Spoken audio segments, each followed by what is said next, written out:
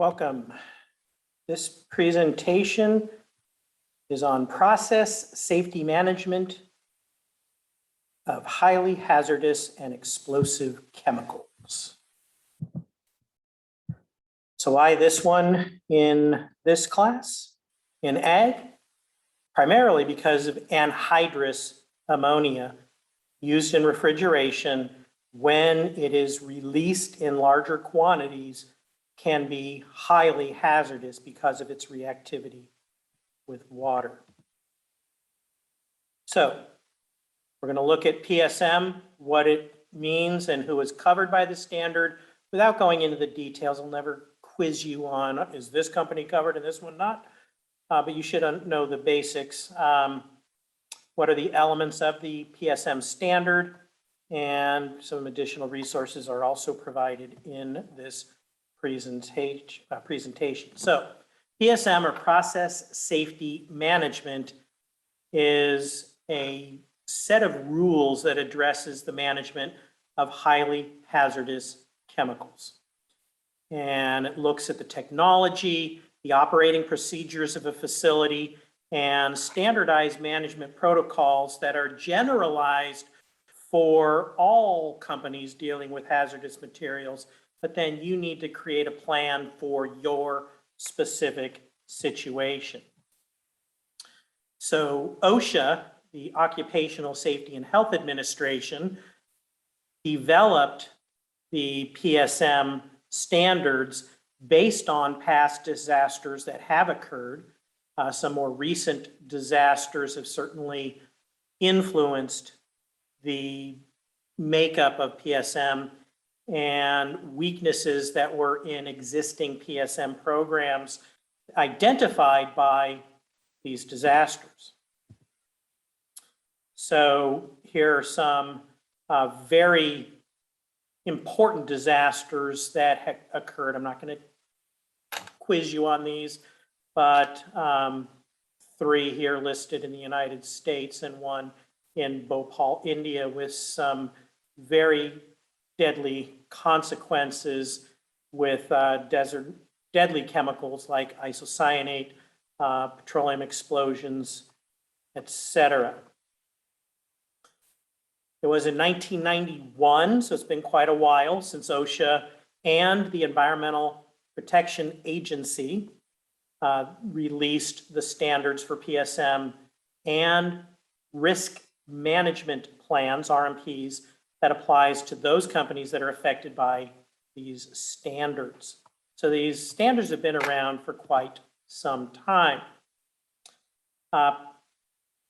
Process safety management is technically a regulatory issue, and primarily it is under the control of OSHA, but OSHA then can pass that downhill to other agencies to actually implement it in a given state, in a given industry. The reason: prevent toxic, reactive, flammable, or explosive chemicals. Now, flammable can also be ignitable, and sometimes you can use the acronym TRIC: toxic, reactive, ignitable, and corrosive. C for the TRIC. It's a good way to remember, even though it doesn't say corrosive here. If they are highly corrosive chemicals, they can be classified as hazardous. We're not talking about something that will slowly cause rust like water, but things that are highly corrosive, dangerously corrosive. So it's not only the PSM, but the risk management plan as well. So process safety management under OSHA, but the EPA has their risk management plan or program regulations, and then you create a risk management plan within your organization. And they dovetail together fairly efficiently once you learn what you need to do. And it's really important to know who is watching out for you, like the Department of Health here in Monterey County. They have their hazardous materials specialists at the Bureau of Health, the Department of Health. And so they're the ones you need to talk to get the right information, ask the right questions. So PSM protects the workforce, protects contractors, protects visitors to the facility, and basically protects the workplace. So you could look at PSM as inward looking. Who's on your facility site? How are we going to protect anybody who is on your work site? RMP is protecting the community. It's looking outward. So the general public around the facility, it could be residential areas, schools, hospitals, and anybody who might be nearby, downwind, or within some sort of a risk area surrounding your facility. And I think it really is helpful to look at these two sometimes seen as conflicting types of regulations in that way. PSM, inward looking, RMP, outward looking, community based. So the standard was promulgated in 91, as it states here.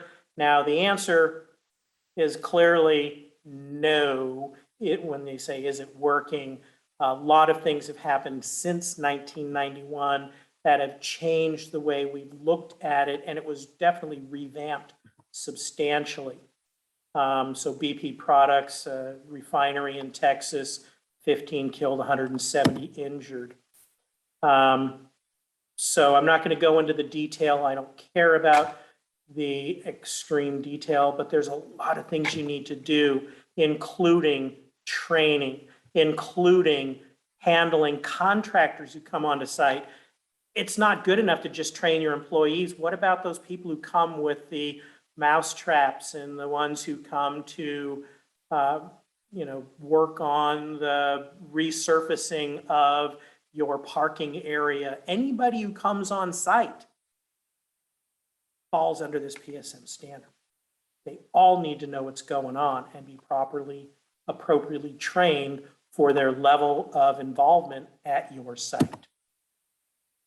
Mechanical integrity, another really important thing.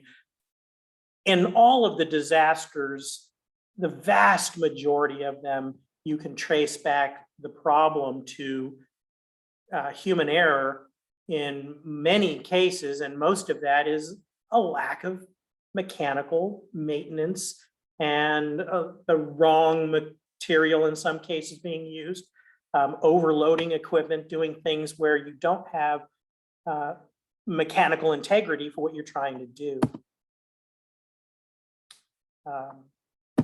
Management change, operating procedures, a lot of things, training, employee participation. Everybody has to be on board. I already mentioned the contractors.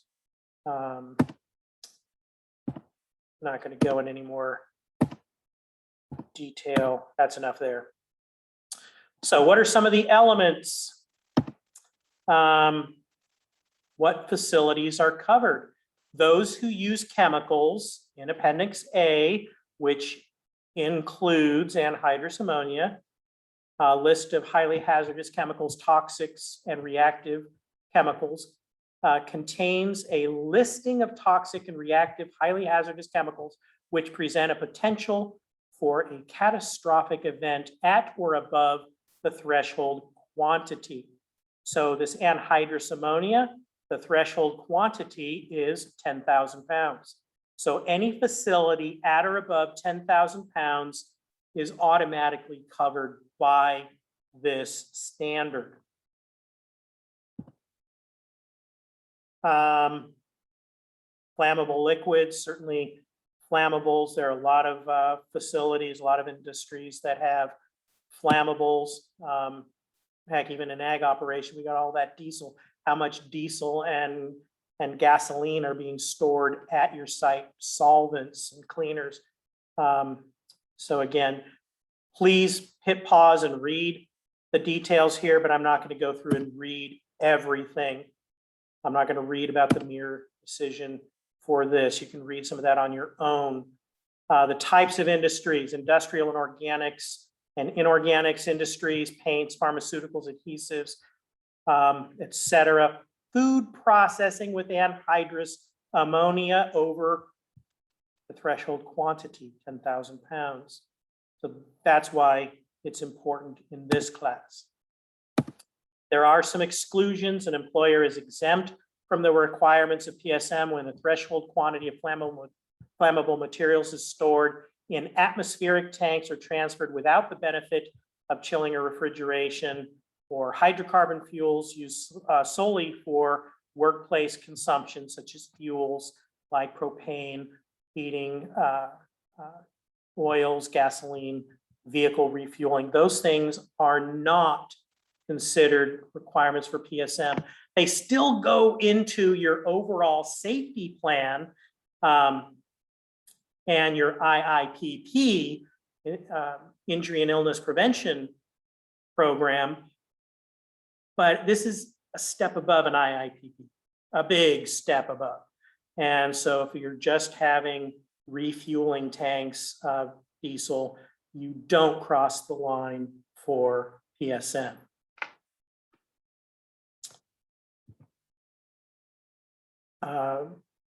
Retail facilities, so grocery stores and places where customers come to your site, it's a retail site, is exempted or excluded from PSM. Unoccupied remote facilities are exempt. Employee participation. So employees need to be trained and they need to know what their part is in the PSM RMP. You need to have a team, and the team comes from a number of different areas. So you can't have a one person PSM RMP compliance person that does it all. You have a team. Now, there are emergency response persons for the company that would meet the emergency response personnel from the county, from the Department of Health, from possibly the fire department, others. They're there to answer questions, et cetera. But other than who's responsible to show up from the company at a given time of day of the week, they're 24/7. There has to be somebody who's responsible to show up if there's a problem, or be on site if there's a problem. But then you need a team to make this all happen. Who's responsible for what? What are their responsibilities or duties within this plan? Who reports what to whom? How do you control the documentation of your plan? How do you make progress reports on progress for the plan? On and on and on. And any changes to the plan as you add new personnel, new people, et cetera. Let's just take a very brief break.